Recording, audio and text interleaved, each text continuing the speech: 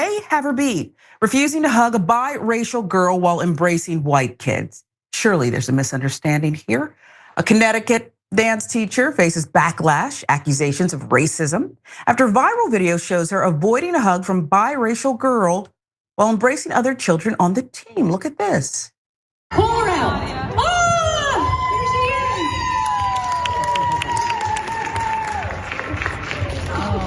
That was rude. Nadia Boucher.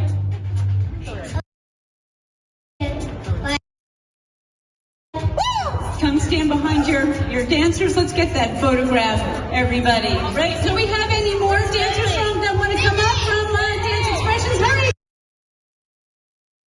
Well, I mean, you know how it is. You're in the moment. You're on stage. You're perhaps not used to. I mean, she's a dance teacher. She knows how to perform in front of an audience. So we'll go with what the commentator said. Perhaps the person recording, that was rude. Here's more. The incident happened at the recent Headliners Regional Tour Dance Competition where Nadia Boucher, a coach representing Dance Expressions in Plainville, Connecticut, appeared on stage. Okay, so everything's going fine. Cute kids. Now, the incident happened there, and there's her glamour shot. We'll show that too. And here's the response to the video. Quote, "That was rude," we heard. Someone in the audience blurted out, but Boucher ignored it, went on to give her name to the host as if nothing had happened. Boucher showed no reaction. She gave no sign that she noticed leaving the girl out. Lana Black Star friends there, constantly filling in good amount of details. Melissa Breglia, little Shania's mother, said Boucher, her intent was clear, made her angry. And she shared footage of the moment on social media where it quickly went viral and sparked outrage, affirming her own feelings about the situation. It's like, did you see it too? Well, yeah, apparently. In several posts to Facebook, the mother said Boucher's actions had crushed her daughter. Can you imagine? You just want your teacher's approval. At that age, you don't know anything else, but teacher means good. She likes me, you know? I never looked for the teacher's approval, but I often was the teacher's pet. I don't know why. Maybe I snitched a lot. I don't remember. My 5th grade teacher even took me to Disney World with his family. Can you believe that? And my mother let me go. Story for another day. But you want the approval.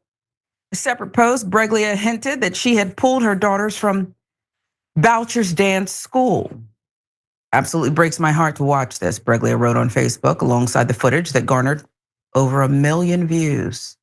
Shania came off stage. She was devastated. Why would a teacher treat a child so poorly?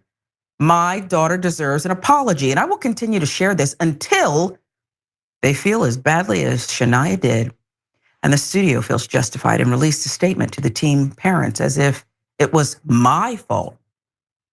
I stand with my daughter. Mother also wrote this.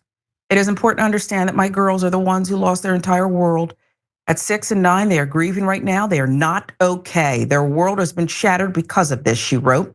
They just keep crying. They lost their passion, their friends, and people they thought loved them as family. The dance family that they spent hours on end with, sacrificed other plans, put dance first, has completely left them in the dark. So a couple of things here, Yaz. Number one, I can hear people, as I was reading it, the detail. I'm flabbergasted that the mother's saying, oh, this was their whole world. But remember the ages, 6 and 9. They're 6 and 9. And then to have the tables turn. Is the mother going too far? Has she done the right thing? Should all the focus be on this teacher who seemingly deliberately held this girl at bay and didn't want any part of her? Yeah, such a small child, like 6 and 8 years old. Like, how do you have animosity towards someone that young, anyone that young? With stories like this one, you have to wonder if the child would have understood what was happening, as in recognize it for what it presumably was, racism, and internalized it, felt it emotionally, or if the adults' reactions to what happened clued the kid in on the fact that they were supposed to feel a certain way. And I'll get back to why that's important a little later, because that's how we learn, right? We take our cues from our elders, from our parents, from older kids even.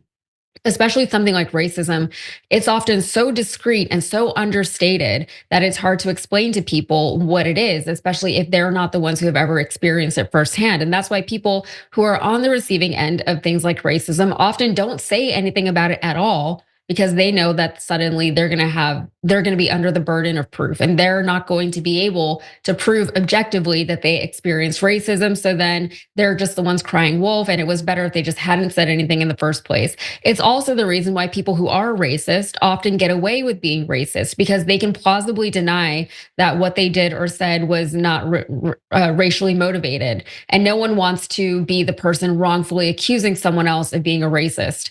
But for kids, they can feel that they're being treated differently, even if they don't have the words to articulate what it is that they're feeling, or even if they don't fully understand what they're feeling or why they're being treated differently, or at least if they're perceiving it that way. And something that the right likes to say about the left is that the left is actually the side that is perpetuating things like racism, not by being racist, but by calling out racism where and when we see them. And their argument is that people on the left, if we would just stop teaching our kids about racism, stop yelling about this racism thing all the time, that it'll just go away within a few generations. We're the ones who keep bringing it up.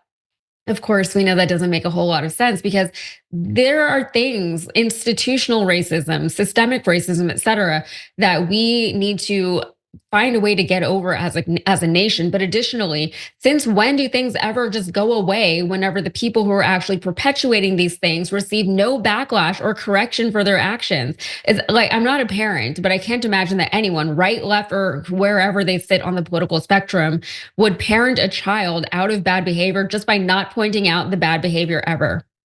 Either way, I hope this child and the family deals with the immediate loss of innocence that these children are witnessing right now as best they can.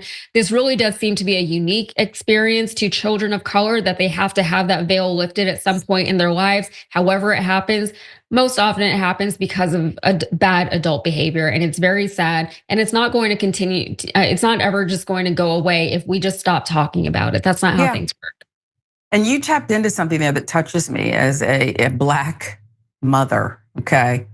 There's this point, you're watching this beautiful, innocent little baby, okay? Who won't go to bed on time and just keeps you up. She wouldn't let me put her down. But anyway, and I looked at her one day and I said, wow, so innocent, so lovely. She was untouched by the world. And as a Black mother, I knew you'll give your life for your child. I knew I was not going to be able to shield her from a greater America, both the greatness and some horrifically traumatic, not so great things. So I just think you touched on it. That and the part where they get away with it. Mm-hmm. They get away with it because it's easy for less racist, less privileged people who wouldn't behave in this manner. It's easier for them to ignore it. It's uncomfortable. And so they don't even want to go there. They don't want to go there. It's easier to believe, well, you were pulled over. What were you doing? It's not driving while Black. Come on.